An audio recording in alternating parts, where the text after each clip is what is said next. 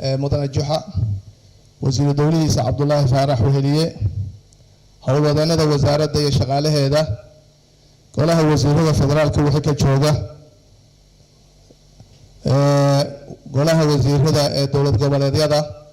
صلاحين تام بقرة الصوماليات علماء الدين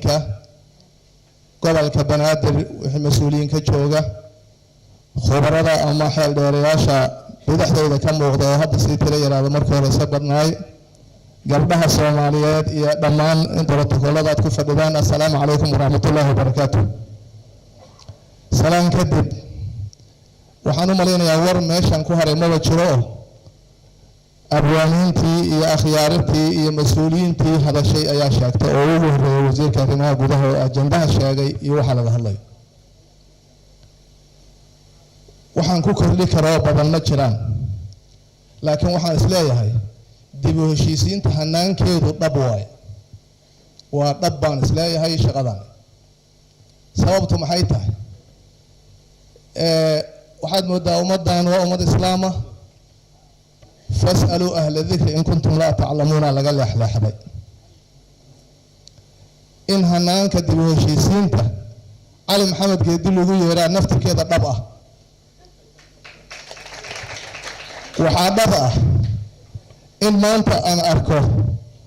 وجالس عمر حيري إيه سلادين إيه أبوان بمحوها نبحدق ميدك هذا دوان الأغان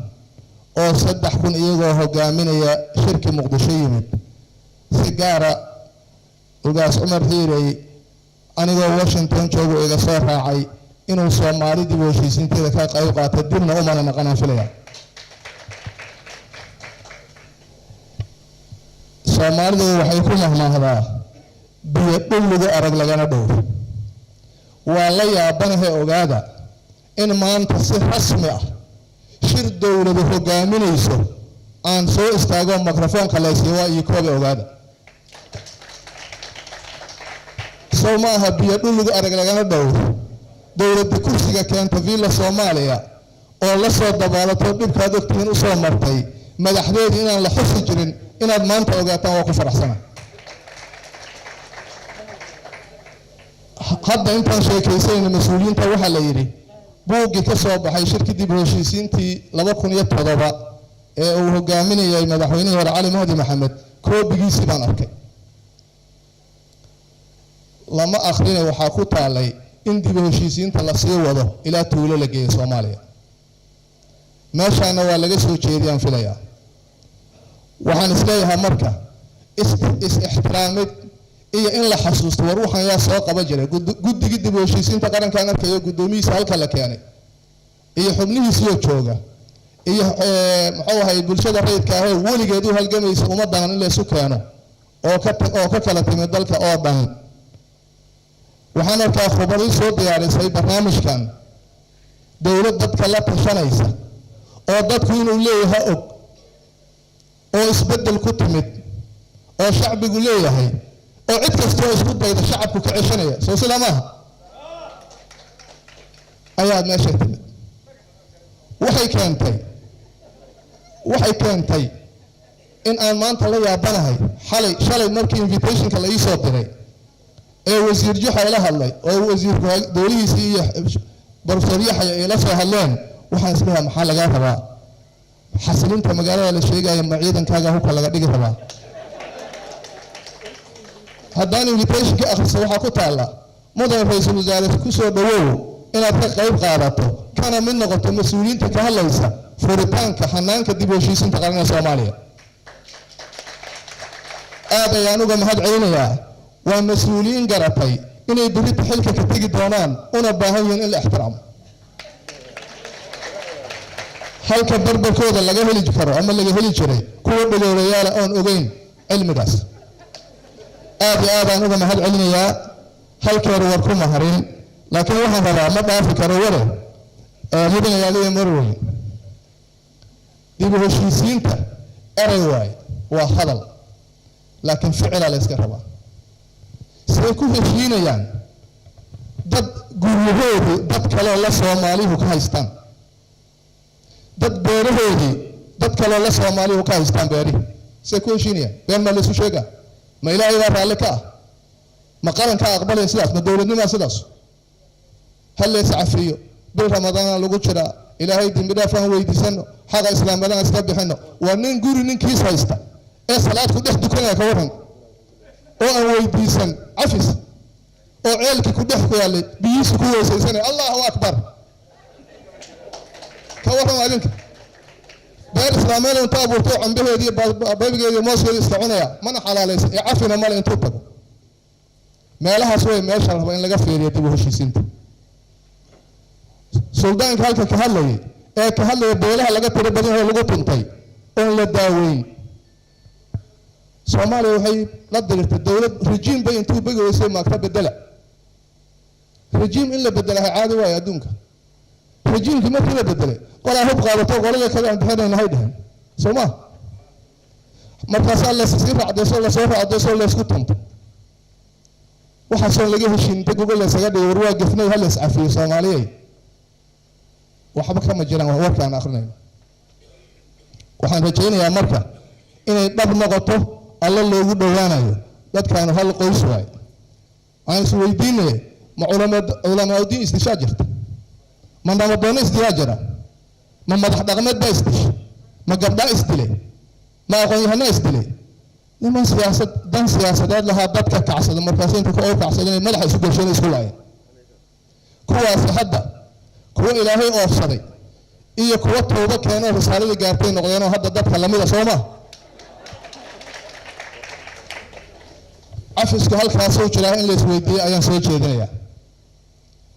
waxaan Soomaaliya idin ka codsanaya waa lagu daalay dibin daabiyo gabayada meeshan ka yeeray alanka loo jaasuusa meel kale iyo ajnabi iyo baqti xaraan waxa loo jaasuusay adaaba muwaadin alla ka dhigay suugaanta nagu filneed inta culimada diinku akhriyaan halka ka sheegan baa nagu filan ajandaha oo wasiirku soo jeediyay khubaro fara badan oo nooc walba leh cilmiga bulshada midka diiniga iyo midka maadiga ayaa goobta joogta waxaan codsanayaa inaan maanta shirka la furayaa telefishinada laga arko madaxdu hayda aragtay inay ahayn ay dhab idin ka tahay inaad maalmaha loogu talagalay subax walba timaadaan waqtiga loogu talagalay xirtaan halkaas ay ka imaanaysaa oo ka imaanaya hanaanka dib u heshiisintu ma aha shir dib u heshiisiin waa hanaan qaabka loo heshiin karo maxay ahayn sababuhu waa sheegay wasiirku waa dulmari in laga jawaabo lama rabo ma dhaqana lagu diray ma diin baa lagu diray ma dhaqaalaha lagu diray ma siyaasad baa lagu diray ma daaq iyo biyo lagu diray su'aalahaas waxay ka imaan doonaa jawaabtoodu dooda halka ka dhici doonta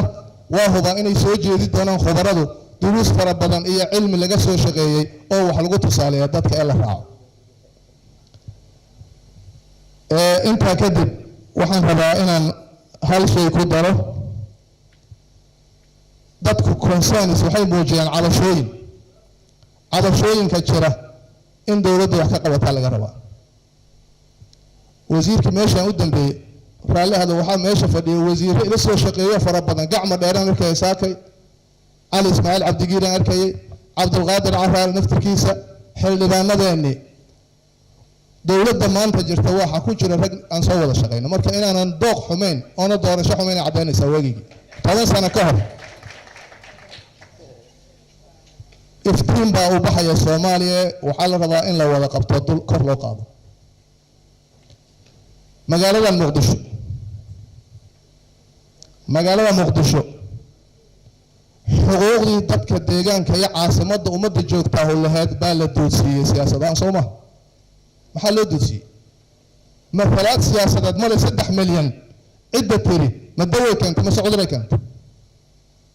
أنا عذر كانت تنقبانو 3 مليون الصومالي مالي كنا شو عاصمته حقوق سياسة ماله أودت كده يعني كل لوجو يميل عاصمة لقد جاي ومثلات سياسة ماله أودت تجري كم تهدي بوشيسين تلوه ترى وحكلهم فوائنا ما أنت فرت كفيه عاصمة دان صوماليات أنت دولان كي يدعو أهل لوجو يميل عاصمة الله قد جاي أفت صومالي يكون غطي إيه أنت مال جشت يا بابا وعاصمة مركز هلا دوره قف كورايا حقوق مال عاصمة يدك جوجا هو حو موجنا يا إنه كفوق هي واقعة هي صومال لماذا shaqo xumo dhacdo waaye dib u heshiisiinta lagu darayaa dadka deegaanka ee maalin walba miyiga ka hadlay waxaan ugu baaqayaa ma meel mari karaan kaligood maqaam caasimadeed iyo xuquuq gaar waa arrin dastuuriya waa arrin looga fadhiya qaranka Soomaaliyeed madaxdiisa ugu horeeyay madaxweyne Maxamed Cabdullaahi Farmaajo ra'iisul wasaarihiisa iyo xukuumaddiisa iyo gobolka Banaadir maamulkiisu inay soo bilaan